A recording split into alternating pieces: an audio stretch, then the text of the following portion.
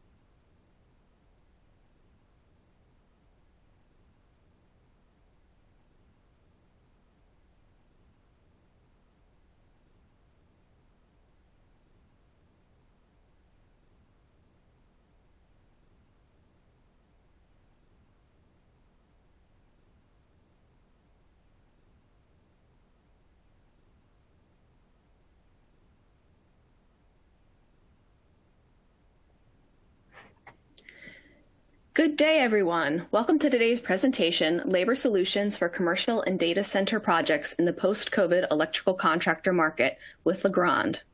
My name is Colleen Beatty, and I'm the Senior Editor here at Electrical Contractor Magazine. On behalf of Electrical Contractor Magazine, I want to thank all of you for attending today's presentation. Now, before we get started, I just need to quickly go over some housekeeping items. First, please note that today's presentation is being recorded and we'll be providing you with a link to the recording after the webinar is over. So if you miss anything or if you want to leave early, you can come back anytime and watch the recording when it works for you.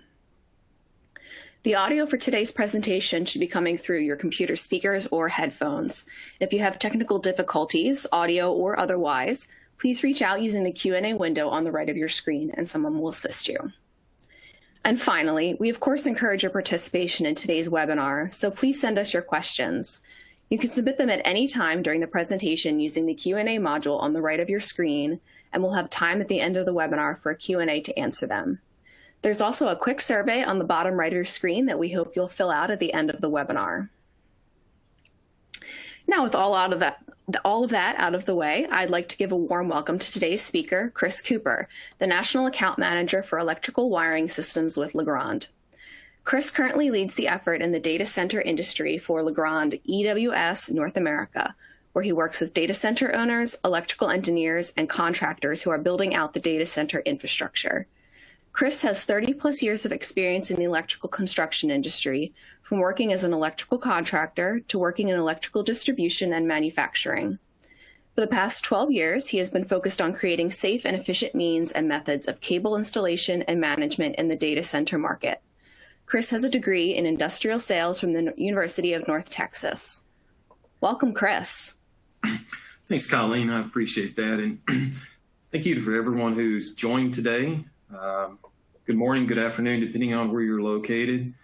Do want to take some time today to talk about a couple of different things that I think really are important to our industry. And as Colleen pointed out, the last 12 years I've been on the manufacturing side and really focused on managing those large data center projects from a manufacturer's perspective and looking at job site efficiencies and safety as it pertains to those jobs. We really have to take a look at that as we move forward in a little bit different industry and a little different look at things. And you know, as we walk through this time that we have together, this discussion, want to point out that we are going to talk about a couple of different things that are important to you guys and important to us as Legrand as a manufacturer. And that's what happens as far as the site preparation goes for y'all, logistics, moving material around, getting it to your job site, getting it in place. And then really what type of products are needed for you guys to be efficient and effective in what you do.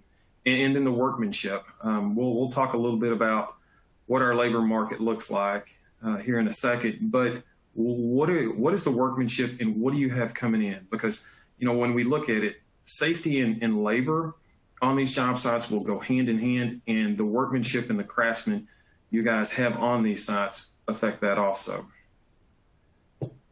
So as we look at the agenda, we're going to talk about labor trends. We're going to talk post-COVID, but really these labor trends have been things we've been seeing for quite some time. We're going to talk modular, because everybody talks modular, really and truly. There's not a presentation that doesn't go by that you can't find something in this industry on modular. And then we're going to talk about wire management. I did spend the last 12 years in the cable manufacturing side of it, now moved over to Legrand and talking about the management of the materials. And then we're going to talk about some of CABLOBEND solutions, some of them that are greatly going to impact how you look at installing wire basket in these projects. And then we're going to talk about our contractor services and support team. And then at the end, we will have plenty of time for any questions that you may have about some of the topics that we discuss. So as we start talking about the numbers and post-COVID, it really goes back a long time on our labor.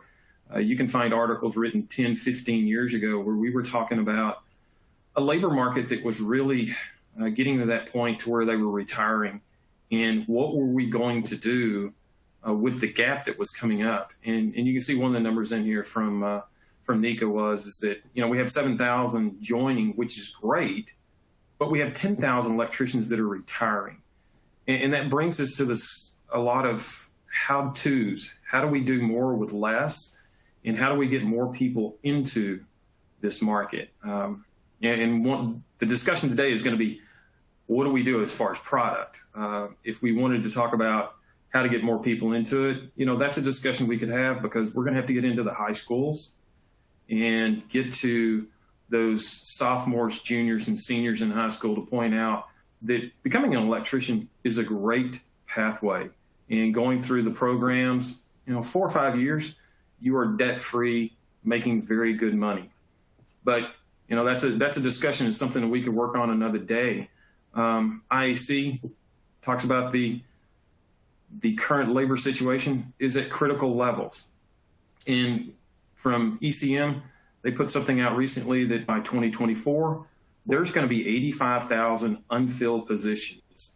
And for you as contractor owners or even the people in the field, this should be greatly concerning because we've got to figure out how to fill that gap to keep those projects moving along forward.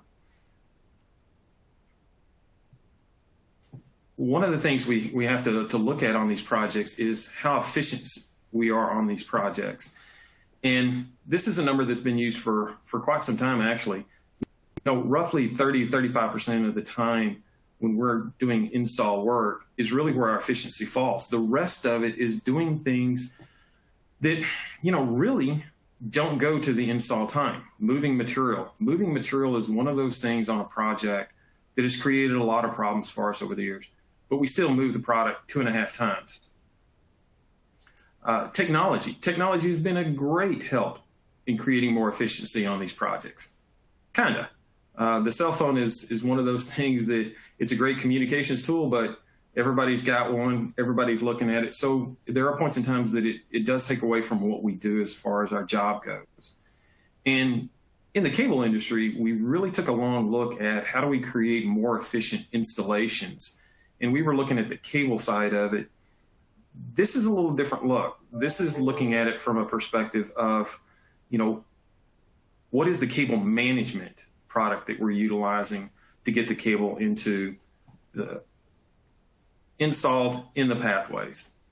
So those are some important things to think about as we talk about this. There's one other thing when we talk about the labor that we really have to discuss, and that is injuries.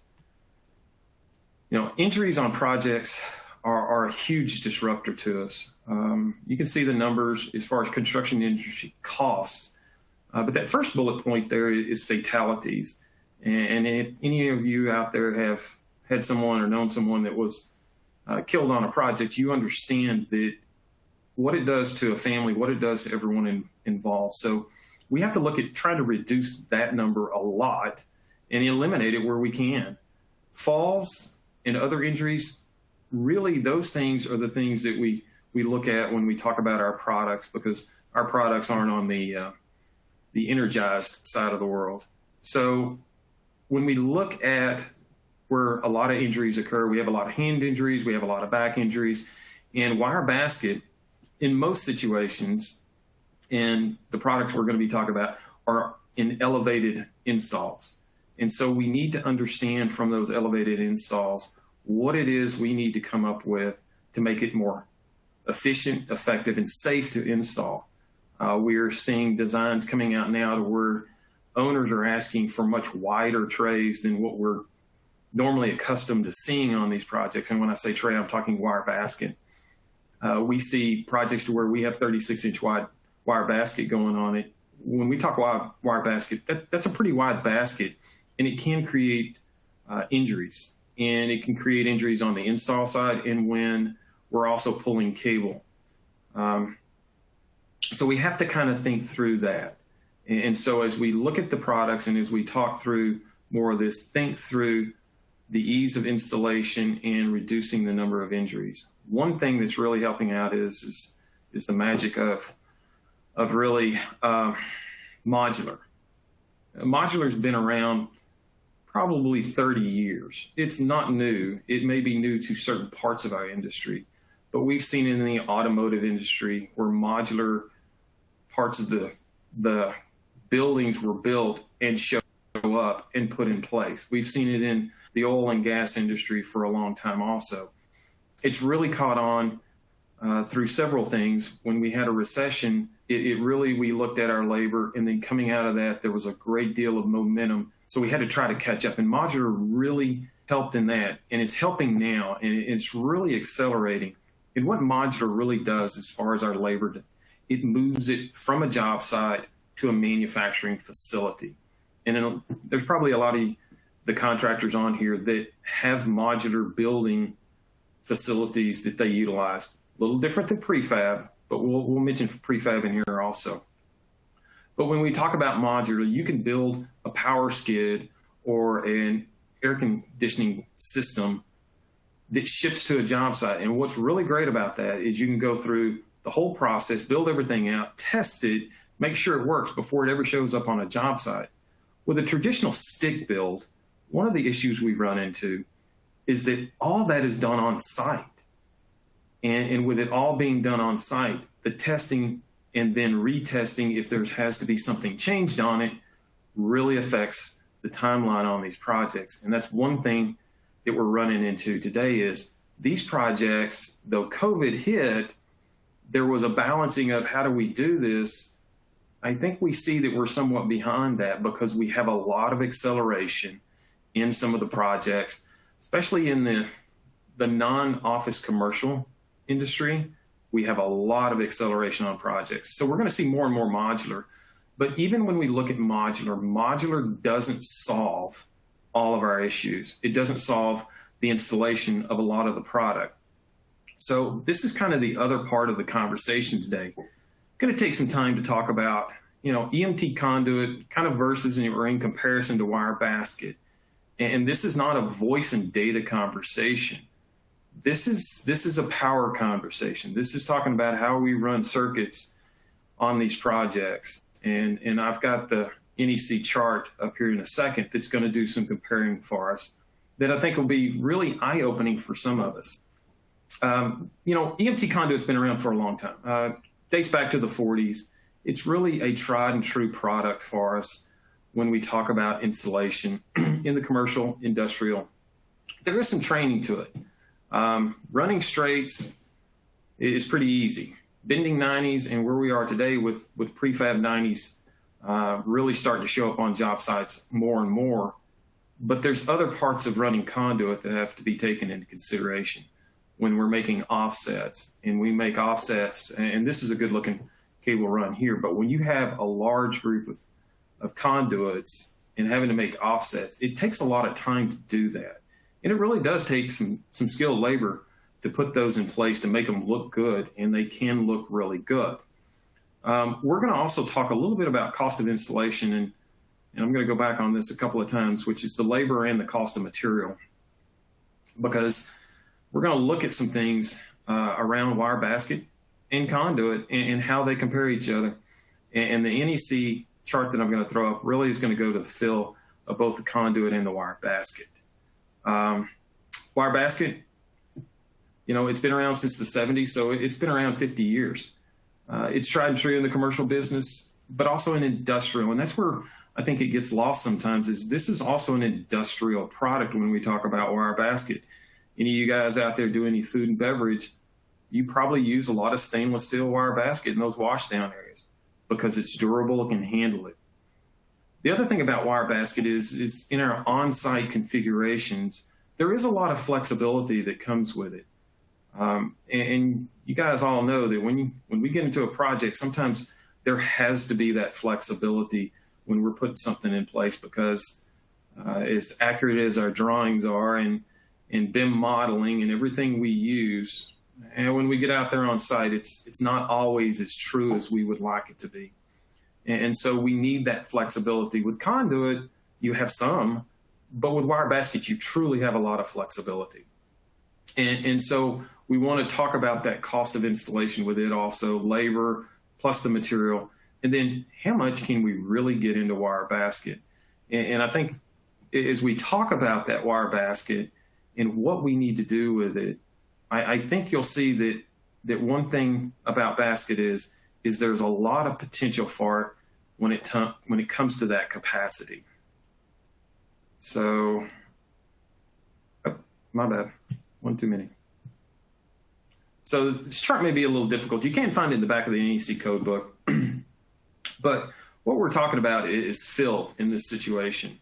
And how much can you get in a wire basket versus a conduit? And again, we are talking EMT, so we're talking indoor application. When we sit down and start talking about this comparison, we're looking at an MC cable, non-jacketed MC, 3-conductor. When we look at something as simple as a 10 gauge 3-conductor MC in an 18-inch wide basket, we're talking 70 cables, not conductors, but 70 cables that we can get in there based upon code. If you go over to the THHN side of it and look at where you are on EMT conduit, you kind of have to go down pretty far to get that type of mass in there. But I know we're running individual circuits, so it changes. But as you think about how many conduits you're running versus how many runs of finished cable you can run, it really is an interesting comparison. And I said we were going to talk about power. You go down to the very bottom of the chart down there, it has, on the left-hand side, it has 500 MCM down there. You go across to an 18-inch wide basket, you can get 7 cables in there. That's a pretty good run of cables. If you go down to the 4-inch EMT conduit, go over to 500, that's 8 conductors. So if you kind of think about that for a second, there is an opportunity to look at what are we going to be able to do in wire basket. And again, we're talking wire basket. This is vented tray. A wire basket is considered a vented tray. And there's several charts in the back of the code that address different size MC cables that can be used in the wire basket or vented trays. So I encourage you to go look at those and kind of have an idea and see what you can put into this wire basket. And so as we start thinking about making these long runs and start looking at what we can put into a basket and what the setup is for a EMT conduit run, I think we can come up with some comparisons that really are pretty interesting. This is a comparison that actually Legrand put together probably actually over 10 years ago. They had a program back then that they ran. I was on the cable side of it at the time, and it was a great program. But when we start talking about differential and how the material and the label costs stack up, we kind of have to look at each one of these and think through what our job looks like and how they would work. We could come up with a bottom line number that if you use the wire basket and use MC cable in there, I think you'll find that it really works in your favor. Because when we talk about projects, our material is generally our fixed cost. Our labor is our variable. So the labor is really where we're trying to focus and really trying to bring that number down. Because as we've kind of pointed out in some of these earlier slides, we're not really sure where our labor is going to be in another 5 years. We know we're using modular, but getting people into this trade is going to be challenging. So we have to look at that variability and try to come up with different ideas to do what we think is a traditional way of installing cable and pathways. It may be a little different now than what it used to. So I think really when we look at this, it's a great opportunity for some of you to kind of step out there and I urge you to challenge me on this a little bit, to reach out to me and say, hey, you know what, we want to look at a project. How can we do this? Because with the copper fill wire baskets, you can really do a lot of things that will help your labor on these jobs and be able to get a great looking install. So as we talk about that, we've got to talk about some of the different components that will really help out. This is our universal dropout. We came up with a really cool part number for it, UDO. You know what? The UDO is kind of one of those things that it comes from a conversation with an installer and says, hey, we need something that we can drop cables out of a lot faster, a lot quicker. What customize, or what generally we would do, is we would cut a rung out, put in some sort of cable exit, drop the cables out that way. That takes time. And when we cut wire basket, we always have to make sure that when we cut it, that it doesn't leave any sharp edges to either cut someone or damage material. So this product, we had some of our people work on it. We came up with this product. And the neat thing about this is this comes in 4 different widths. It comes in 8, 12, 18, and 24 inches wide. So you can really utilize it to get a lot of product out of the basket, but you don't have to cut anything. And all you have to do to secure it is use a screwdriver, which is in every electrician's pouch anyway. And we know, again, as we talked, all these projects are always designed on paper. When you get out there, they go perfect. They're always installed perfect. We have no moves, changes, or adds. We know that's not true. So with this product, the great thing about it is you take your screwdriver, you bring the tabs back into place. You can move this wherever you need it to go. So it really gives you a lot of flexibility. And this really comes into play where you're coming out of a wire basket, kind of dropping straight down into a panel or something along those lines, or a piece of equipment that in a warehouse application is just kind of right there below it, and it's a straight drop.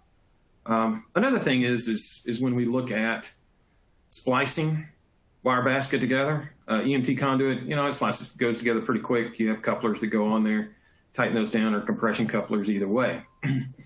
Traditionally, the way wire basket was put together, and a lot of our competition still does this, is you basically have 4 components. You have a bolt, a nut, and 2 clamshell washers. And you have to put one of those on each side. The difficulty with that is when you're in an elevated position, putting this material together, and you drop something, then you got to stop what you're doing. You got to pick something up. There's a lot of wasted time with those type of setups. And we actually came up with a different product called our SWK. And it's a great product because it takes those 4 components and basically breaks it down to 2. And it's a great product. But when we started looking at it, it still takes a certain amount of time. So contractors give us feedback. We go, okay, we need something faster, quicker. Our EDRN is a super fast splice utilized to put the basket together. It's UL classified for the bonding portion of it, because I know somebody's going to ask that. So it does apply to UL as far as bonding goes. And it does require a small tool, and it's really kind of neat little tool. It's not complicated, but it comes in every bag of these. So you don't have to go out and buy a new tool to be able to use this product. So this is splicing. This is getting material out. The next one is something that's really quite a bit different than nobody's ever seen before. And it's going to be our CABLOBEND. And our CABLOBEND is a great product. The way this product came about is we had a contractor doing a fairly sizable project that had a lot of waterfalls. And if you kind of look at the rendering here, where this product really comes into play is where you can't just drop something straight out. You actually have to form it and have structure to it as it goes into either the top of a panel or a piece of switchgear. And we had Bob Crane, who is our director of product development, and his team went out to a job site, spent several days with the contractor, trying to look at where could we save them time on a project to be able to use the labor that they had and to build these and to cut these and put these in place. It was taking hours for them to build these waterfalls. And so we looked at it and go, you know what, there's got to be a better way. There's got to be a better product out there that we can come up with that's going to save the cutting process of these. And when you cut basket, again, you have to be sure that there's no barbs or anything like that involved in it, so that no one gets cut and product can easily go in there. Some of you guys do a lot of prefab. Again, somebody still has to cut the wire basket to make sure that when it gets to the field, it can be bent into place. There are some competitors out there that have the sheet metal type of prefab 90s and some other devices. But the problem with those is there is no flexibility to them. If your tray is not parallel and perpendicular the way it should be, you have to readjust the whole run to make sure those things are going to fit into place. And that makes it kind of challenging. And on the left-hand side of the render, you can actually see where this product is used to make a 90. There's a great deal of flexibility in this product. And there's also not really a whole lot of training involved in how you make these. So as we take a different look and another look at it, if you can see up there in the upper right-hand corner, those were the cuts and bends that the contractor was having to go through to make these. So what we've done with this is we've really tried to transform the process at the most complicated part of your labor area to where it's going to take you the most amount of time, and that is bending these offsets or making these sweeps, or where you have a vertical drop. And this product really will give you the flexibility that will allow seamless basket runs, again, at the most difficult points. And you can see we've got some different bends in there, and you can make a 21-degree radius bend with this product, a 30-inch vertical drop with it. And then when we talk about offsets, that's the offset there in the bottom right-hand corner. You can make an offset that's up to 14 inches. And so as you think about some of the EMT conduit runs that you guys have gotten into over the years, and some of those offsets where you have these massive conduit runs and you have to put those offsets in, it really takes a lot of skill and a lot of time to bend those. Using this product is really going to save a lot of time in those areas. With basically you form it, and then you're pulling MC cable into it, and the MC cable really kind of conforms to the pathway it's in. So this product is 3 foot long, and we're going to have it in our standard heights, which is 2, 4, and 6 inch. And then the widths are what we believe are the most common and the safer widths to use on these, which is going to be 6, 8, 12, 18, and 24 inches as far as the width goes. And we're going to have it available in our standard electroplated zinc and black finishes. And we're going to have this product available. We're shooting for the 1st of May on this. And so I really believe that it's going to be a true game changer as far as when we really are able to talk about how we can really have a large impact on your labor and through the installation safely. We want you to experience what this new product and new way of working on your projects really looks like. And we're working with contractors all the time to come up with different solutions. And every project that comes into play has some sort of drops in it. So this system will allow you to really create those in a faster, easier way and still do it safely with no cuts. And that is what we really were focused on this, was how do we take in the story before of it taking close to 4 hours to build those out, bringing that down to about 15 minutes. And that's a substantial number. It really does affect the way you look at the project. Again, no cuts, no extra tools, and there is going to be some training. There's always training with something new that comes out. But once you get to playing with the material, it's not that difficult. And there's no sharp edges with this material because it's cut at a factory, so it shears. It's sheared off when it's built, so we don't have those. And then what it will allow is when you're in that elevated area and you're using scaffolding, these will go in very quickly, very efficiently.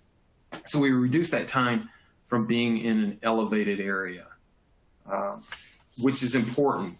And then a couple of other things I wanted to bring up as far as Cablofill is concerned in Legrand is that we really care and want to hear what you have to say, but we also want to be there as a partner on these projects with you. We have a project takeoff where if you submit your drawings, we can come up with a bill of material and we'll sit down with you and go, this is what we came up with.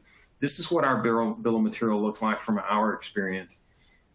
We can kind of walk through that process with you, build a quote, and walk through the whole project with you, because we do have a dedicated projects team. We have technical people that can be there when there are certain questions that come up. Our project team is probably I have to say, is one of the best things we have. It's a great group of people, and they manage these projects, these larger projects for us internally. They are our internal liaison from our production to our operations. They're the ones that help us with logistics. And when I mean they managed projects, we will take your project timeline, figure out when you need material, and then we will customize and work through those projects with you. If we're 6 months out on a project and you want once a month, we sit down and have an update on where we are on the project.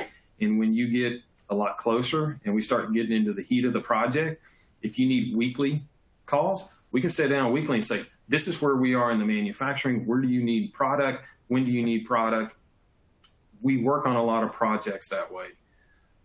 We're managing some now. We're learning a lot about what the owner means when they say we need it immediately. Their immediate and our immediate sometimes wasn't quite the same. And so we have to work through those and come up with what is our dialogue and common dialogue on these so that we get material to your projects when we need it.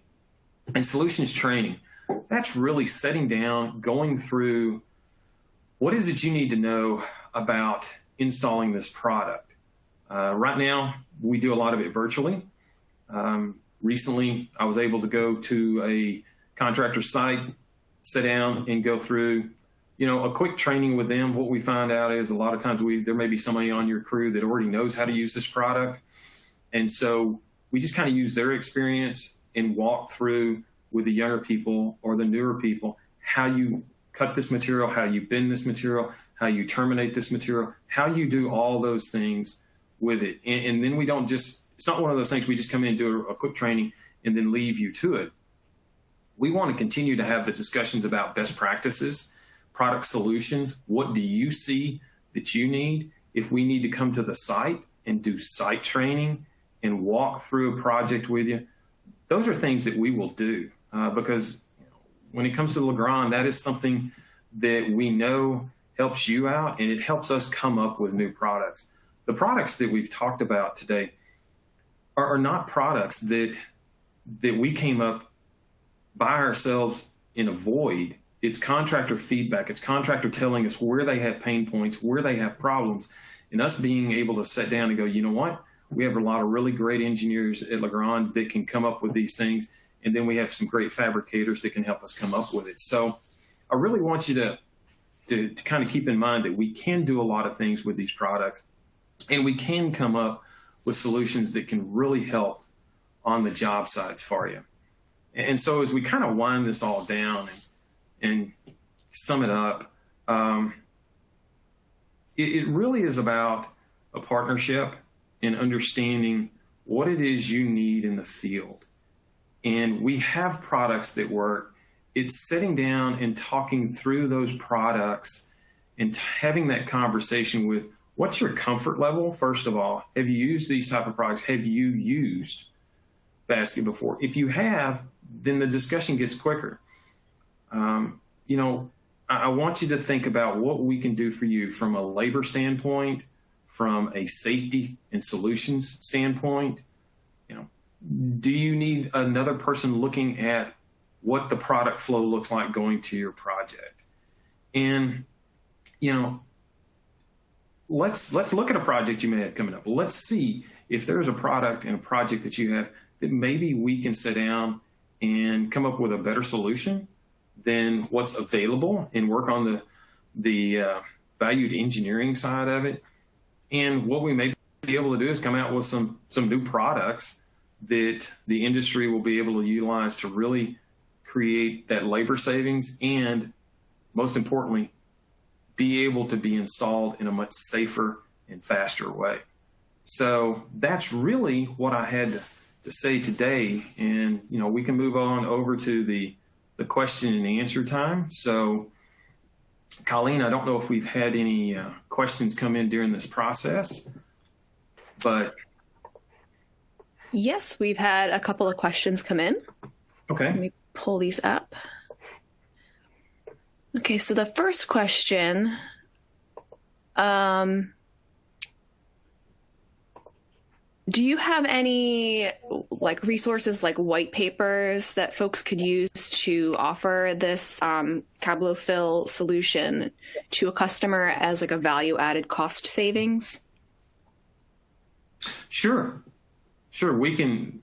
There's a couple of things we can do there. We do have some white papers available, but we can also, and this is something we did recently. We had a customer that is building several warehouses, so to speak, and they have a lot of automation in there. Basically, what we did was we took the portion of the drawings, and that was sent over. Our team took it off, and we basically built out what would it be if it was done in a wire basket using the MC cable, and let that contractor have that conversation. And we actually had the conversation with the contractor and the owner of, this is our thought process and solution. And so at that point in time, the contractor and the owner actually came up to the idea that they really wanted to try it on the next project. So it's something that you really can't have a white paper on every single project, but we can walk through it with the contractor and the owner or the engineer and show those differences. All right. Just to remind folks, if you want to ask Chris a question, just use the Q&A module on the right of your screen. It should be the third module in the middle, or the second module in the middle. Let's see. What materials are the wire baskets? What materials do they come in? Okay. Well, ours is, well, it depends on your application, what you need. Like I said, one of the things was the stainless steel. It is a steel product. So our most common is an electroplated steel that is the process. And after we've built everything, it is electroplated. We have a powder coated black that we keep in stock. It's actually not powder, but it is black. But we can do other colors with it. It really depends on the application. Hot dip galv is something to where if you're in a harsh environment, it can be coated in. That way it handles that water spray. Okay. We had another question here that I can sort of answer. Will there be a follow-up email with the data sheets for the CABLOBEND product? So electrical contractor is not planning anything like that, but if you would like somebody from Legrand to contact you, fill out the survey on the bottom right of your screen. One of the questions there is asking if you'd like anybody to contact you. But is there, I think you mentioned this a little bit before, but is there any sort of resources or like data sheets that folks can find on your website? There is. You can find it on our website, and I am neglectful in doing this. You know, if you want to reach out to me on some of this stuff and some of these projects, send me an email. My email address is really easy. It's chris.cooper@legrand.us. And I can get you the resources that you're looking for, but you can't go to our website and pull some of this material up. The CABLOBEND itself, that's a newer product for us. We are setting up its own spot on our webpage. And again, that material is something that we're going to be rolling out in May. So it's still really new, but yeah, send me something if you're really interested in this. Okay. We have a couple of questions that might be related. So the first one is, what is the recommended sizing of the wire mesh to ensure it doesn't exceed National Electrical Code 2020 cable tray filling requirements? Okay. I think that the chart in the back of the 2020 code shows the width and number of conductors that, or number of cables that can be put in there. I'm not sure if I really truly understand. Could you read that question again to me? I'm sorry, I may not have understood. Sure. This might be something that somebody that's more familiar with the NEC should answer. I realize in hindsight. The question was, what is the recommended sizing of the wire mesh to ensure not exceeding NEC 2020 cable tray filling? Okay, the way I interpret the question is the wire basket itself. This may be a question that's about the size of the wire basket itself. The wires that are used in it. This may be one of those questions that we have to take offline. But when we look at how NEC designed the information, and our basket has on the sides, the wiring on our basket on the sides is a little bit larger than what it is on the bottom, which gives it more structural reinforcement. And we would have to take this one and look at this question a little deeper. Okay, so if you want to contact Chris to talk about this question more in detail, his contact info should be in the module to the right. There's a little picture of him. And if you expand that out, you should be able to see his email address.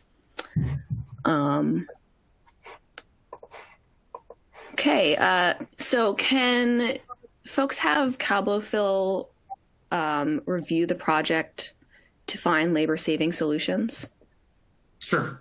Again, yes, we can take that bill of material and break that down and look at the the project itself, the drawings, and from the drawings we can derive a certain amount of things that we could find in there that are labor savings, and then probably sitting down with the contractor themselves and understanding their installation processes, how they set up for their cable pulls, how do they do a lot of different things, can help us understand, some of the different solutions that we might be able to offer them to really increase the efficiency of these jobs.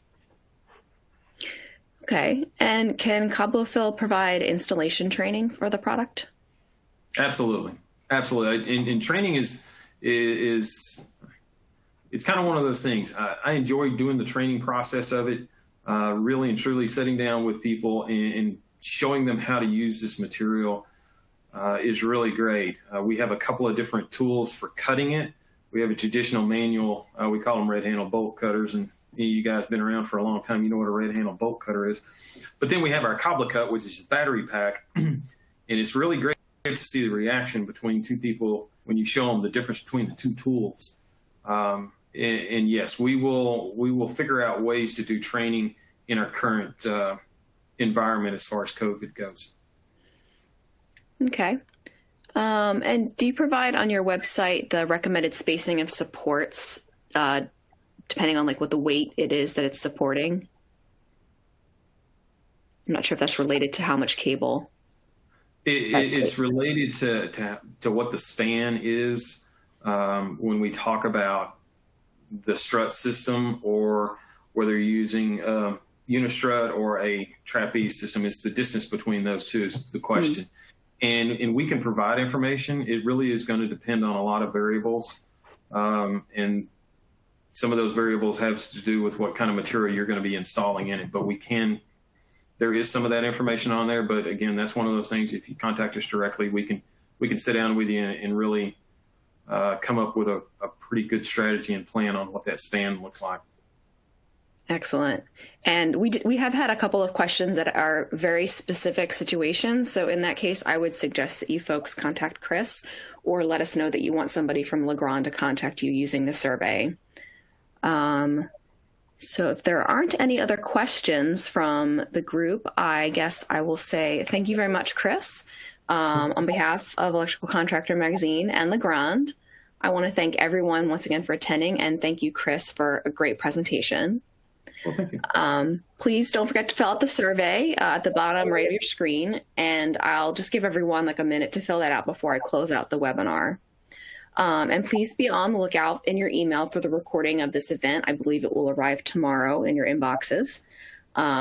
So I hope everyone has a great rest of the day, and we hope to see you at a future webinar. And we do thank everybody for joining. Thanks, Colleen. Thank you.